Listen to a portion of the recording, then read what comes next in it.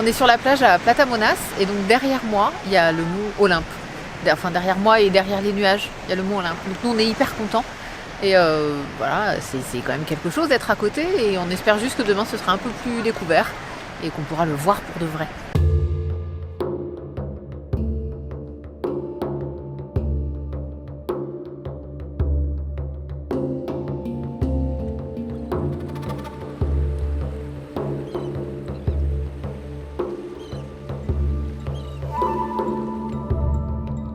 Dans cet épisode, on vous partage notre découverte du mont Olympe d'abord, puis des météores.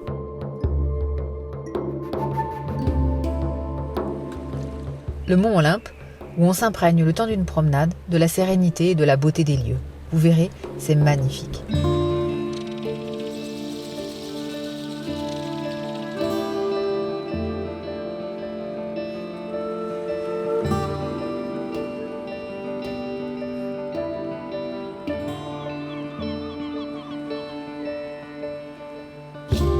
Ensuite, direction les météores, qu'on nous a dit à plusieurs reprises être un incontournable de la Grèce, un lieu grandiose, empreint de magie.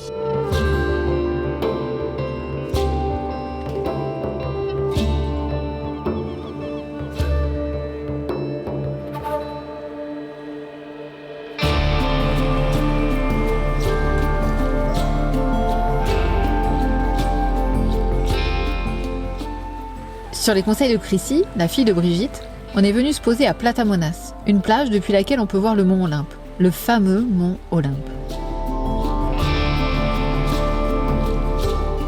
Quand on est arrivé, il avait comme souvent la tête dans les nuages. Mais ce matin, on a de la chance, il est bien dégagé.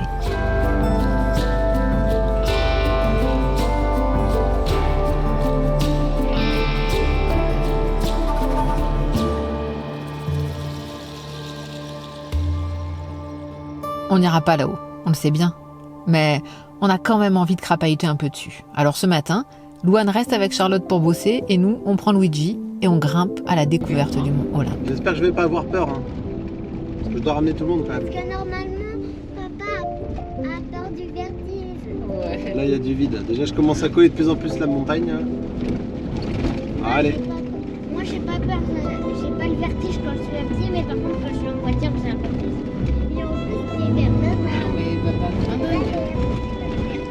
À mon avis, là, la vue, elle va me faire trop peur. Hein. Bah oui, mais alors tiens, dans ta droite. Il y a même plus d'âge. Et après, tu vas faire quoi pour faire demi-tour? Waouh. Le mont Olympe, c'est le plus haut sommet de Grèce. Il culmine à 2917 mètres. Mais c'est surtout le domaine des dieux dans la mythologie grecque.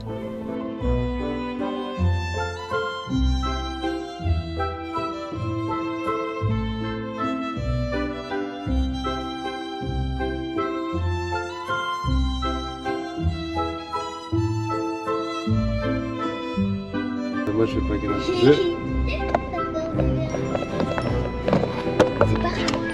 Moi, je vais pas continuer. Je vais faire marche arrière. Non. Bon, finalement, il avait trop peur. Donc le voilà en marche arrière. Comme si c'était plus rassurant. Il vient de réaliser qu'un demi-tour est envisageable. N'importe quoi. Je crois que la trouille, ça l'empêche de réfléchir. Quoi.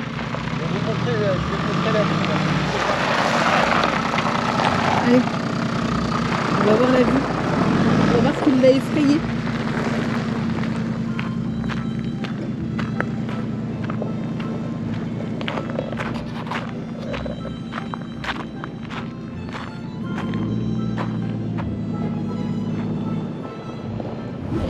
Bon, c'est très très joli, hein, mais c'est vrai que ça faisait un peu peur quand même. Enfin, de là à nous faire la montagne en marche arrière. Allez, on y retourne en marche avant.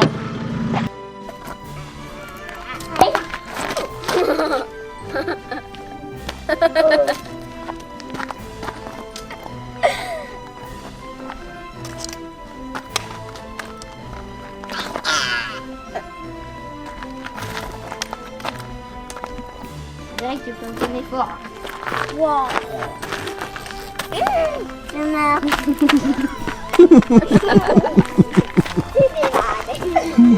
C'est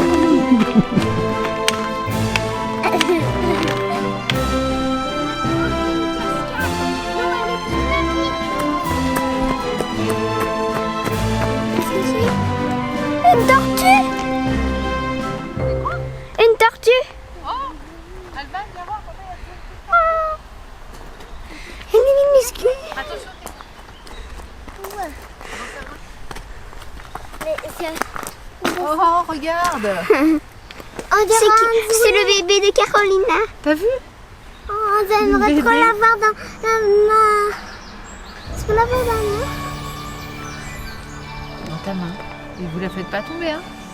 Salut. Tu l'as trouvé là au milieu de les choses?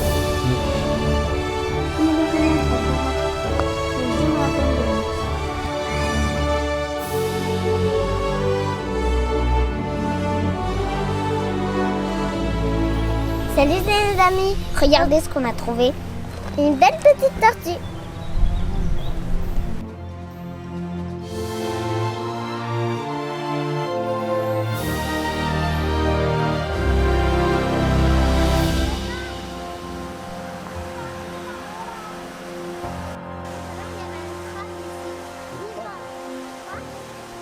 Comme il a souvent la tête dans les nuages, l'Olympe était perçu comme le jardin secret des dieux, un peu leur résidence de vacances.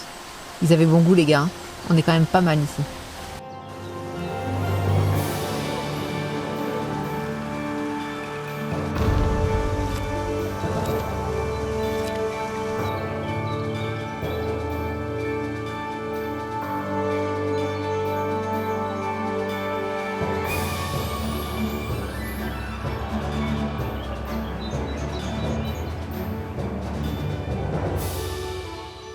Et alors qu'on se promenait tranquillement, Alban s'est mise à hurler. À quelques centimètres de son pied, une vipère. Et pas un micro-modèle.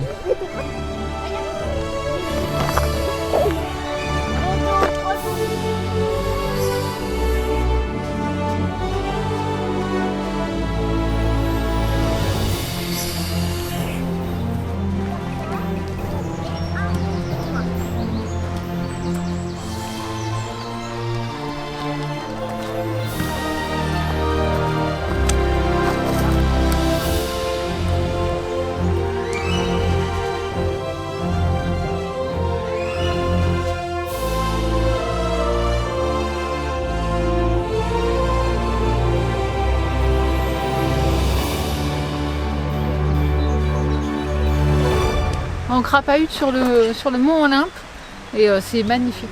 Vraiment, c'est super beau. Et On entend la cascade en dessous et on vient de croiser un monsieur qui nous a dit qu'à 45 minutes en montant, il y en avait une autre. Donc on va voir si on la trouve une grande, il a dit. L'eau de la cascade, elle était vraiment limpide.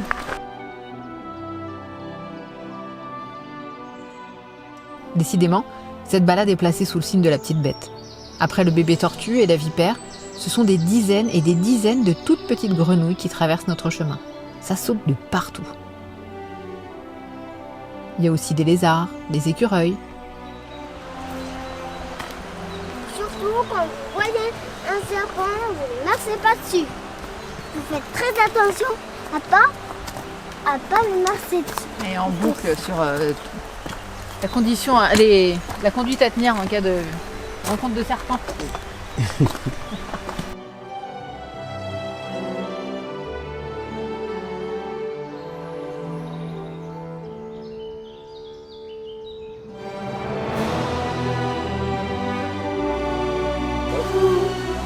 T'es d'Artagnan. Oh, t'es d'Artagnan. Le grand schtroumpf. Regardez ça, c'est pas les montant. Il y a tellement d'humidité que la mousse elle pousse vraiment partout. Sevreux. Regardez-vous. Je te plais pas. Pour ceux qui connaissent, ici on se croirait à la Gourgue d'Ascq dans les Baronnies, à côté de chez nous dans les Pyrénées, qu'on appelle aussi la petite Amazonie. Il y a de la mousse partout.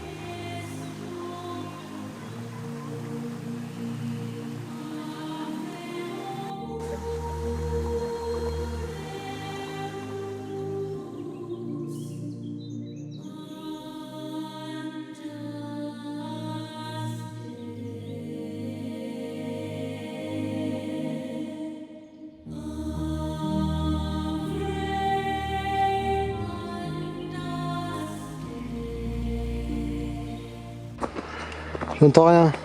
C'est la vie de château, pourvu que ça dure.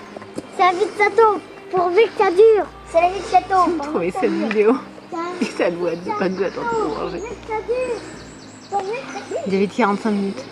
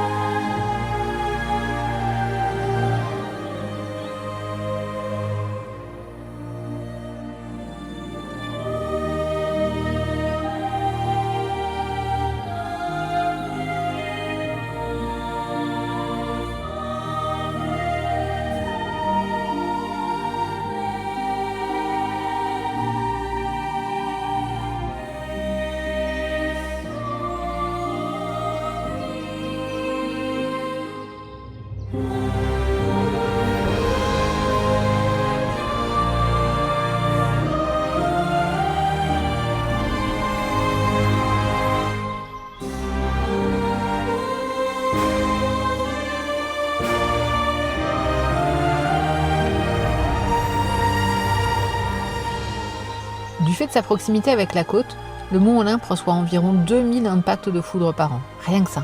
Pas étonnant qu'on ait l'image de Zeus qui lance ses éclairs depuis là-haut en signe de colère.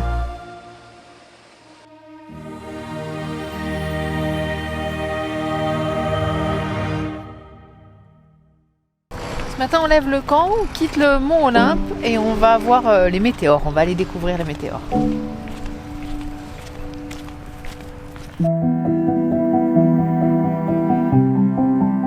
On arrive à Kalambaka et on commence à voir les pitons rocheux. C'est vraiment impressionnant.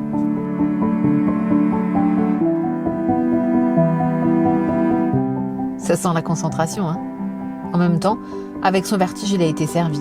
Dans les routes sinueuses, à flanc de montagne avec la caravane, il emmène pas large, mais ça vaut le coup. C'est magnifique.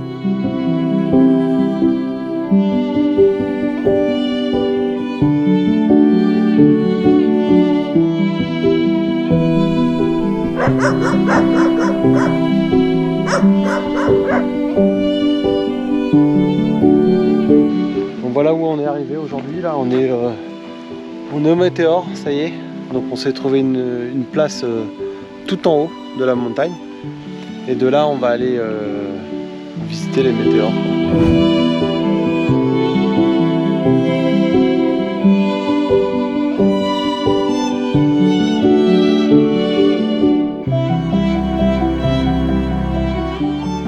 D'après la légende, les météores, en fait, ça veut dire suspendu du ciel en grec. Et en fait, d'après la légende, c'est la Providence qui les a envoyés sur Terre pour que les moines puissent se retirer.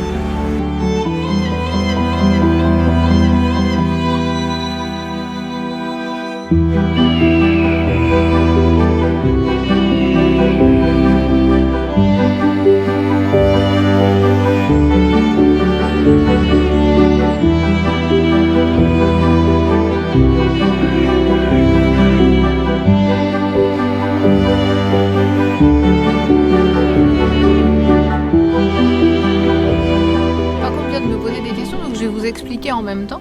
En fait, ici, il y a 10 millions d'années, il y avait un fleuve qui passait, un grand fleuve. Et ensuite, tu sais, il y a la tectonique. Et quand ça a plissé, quand la terre a plissé et qu'est née la péninsule hellénique, c'est-à-dire la Grèce, et ben, le fleuve a disparu. Mais le fleuve, quand il était là, il y a des sédiments qui se sont passés, tu sais, qui sont tombés, qui se sont déposés. C'est comme des petites saletés. Donc, quand le fleuve est parti et que la terre a plissé, les sédiments, eux, ils sont restés. Et donc ça faisait une grande couche. Et ensuite avec l'érosion, c'est-à-dire le temps qui passe, le vent, et ben ça s'est usé. Ça s'est usé là où c'était le moins solide. Et donc il reste ces pitons rocheux. Ça s'est usé entre les pitons. Et donc cette érosion, elle a mis des millions d'années à se faire. Il a fallu des millions d'années pour que l'eau disparaisse, pour que la terre se plisse, pour que ça s'érode entre et que ces pitons rocheux apparaissent. D'accord ? Et ensuite, depuis l'Antiquité, on sait qu'il y a des hommes qui ont vécu ici. Pas au-dessus, mais en dessous en fait. Quand on va descendre, on va voir, il y a plein de grottes. Donc ça, on sait. On sait aussi qu'il y a des moines ensuite qui sont arrivés et les premiers c'était des ermites, c'est-à-dire des moines qui veulent vivre tout seuls et ils vivaient dans les grottes. Et à partir du XIe siècle ils sont arrivés. Et au XIVe siècle, il y a un moine qui a été exclu du monastère. Vous vous rappelez le mont Athos? Tu sais, sur un des 3 pieds sous Thessalonique, Ah oui, oui. là il y avait un monastère. Et bien il y a un moine qui a été exclu de là-bas et qui est venu ici, ça veut dire qu'ils l'ont viré en gros. Il est venu ici et il a fondé un monastère qu'on verra demain. Le plus grand monastère des météores.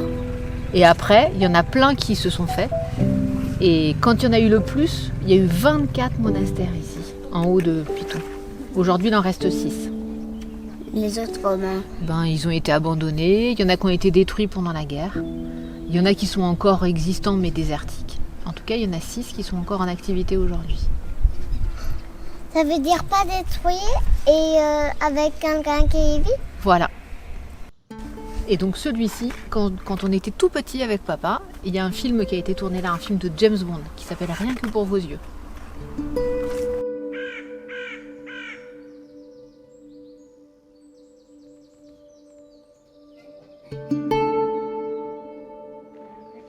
Mais ça sera hors de... Moi j'ai l'impression d'être au-dessus du lit.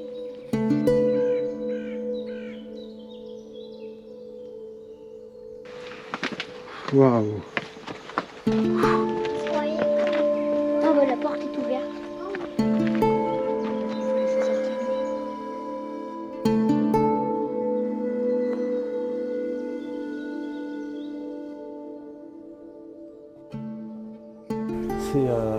C'est impressionnant, tellement c'est immense et en même temps il y a ce vide. Je peux vous dire que je suis pas fier, quoi. À la fois je suis émerveillé et à la fois j'ai du mal à trouver mon équilibre tellement c'est vertigineux, quoi. Mais malgré tout ça vaut le coup de le voir, quoi. C'est magnifique.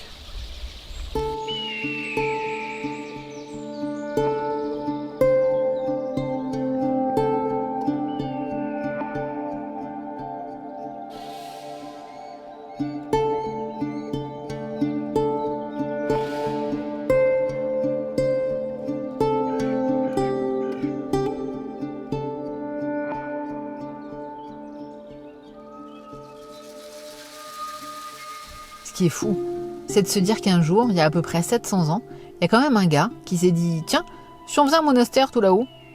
Et d'autres, au lieu de bien rire comme ils auraient pu le faire, ils l'ont suivi dans sa folie. Et le pire, c'est qu'ils l'ont fait. Je comprends pas bien comment, mais ils ont réussi. La prouesse est dingue. Alors nous, devant ce spectacle grandiose, on se sent vraiment petit.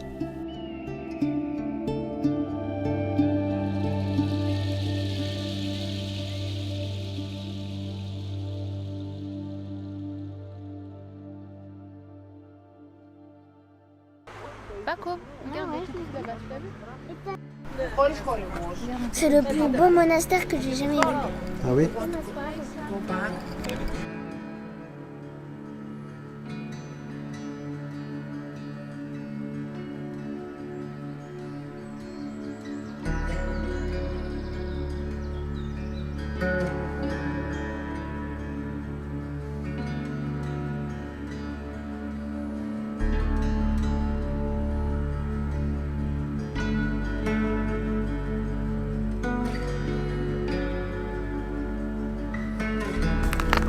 Et on est toujours dans les météores et on attend le coucher de soleil, mais on n'est pas tout seul.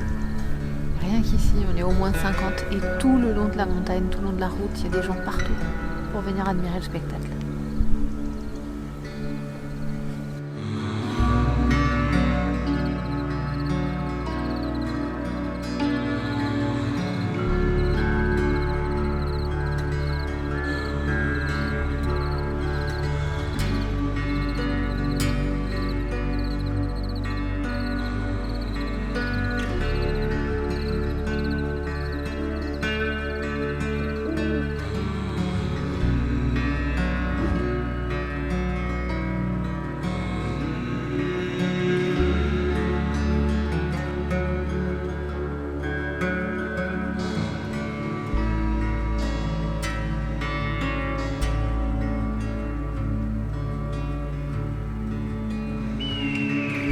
Elle était restée travailler à la caravane, mais ce matin, à l'aube, séance de rattrapage pour Louane. Elle ne pouvait pas rater ça. C'est magique.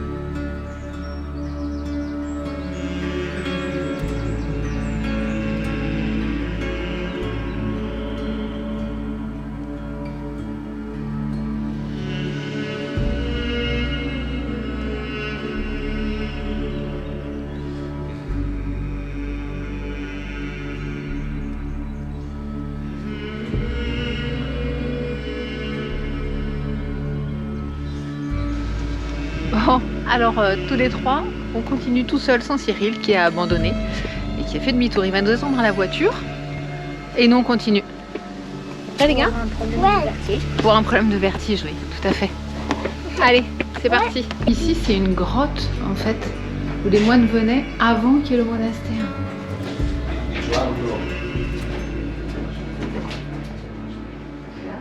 Ah oui, on voit il y a des offrandes. Il y a des pièces, il y a des petits papiers, je ne sais pas s'il peut y avoir écrit. Et il y en a plein coincés dans les roches. Ouais, des vœux peut-être, des prières.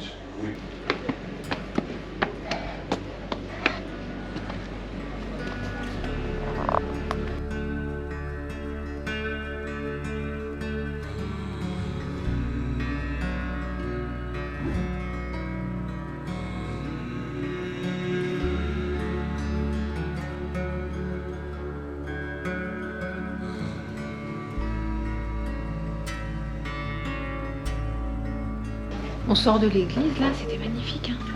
Il y avait des dorures partout, plein de couleurs. Et là, on a même du mal à se repérer, en fait, à savoir ce qu'on a vu, ce qu'on n'a pas vu. Il y a des coins et des recoins partout. Et je sais pas si on va voir des chambres, Alban. Ouais, c'est très très joli.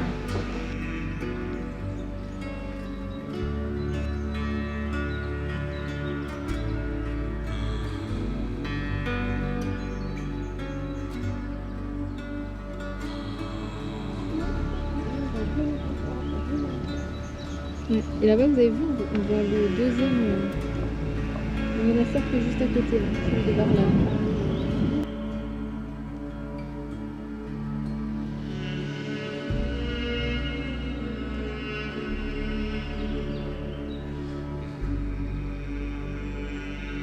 C'est tellement grand qu'on dirait une petite ville. Ouais, c'est ça. Des ruelles partout. Wow, et regardez cette vue. Là, c'est impressionnant.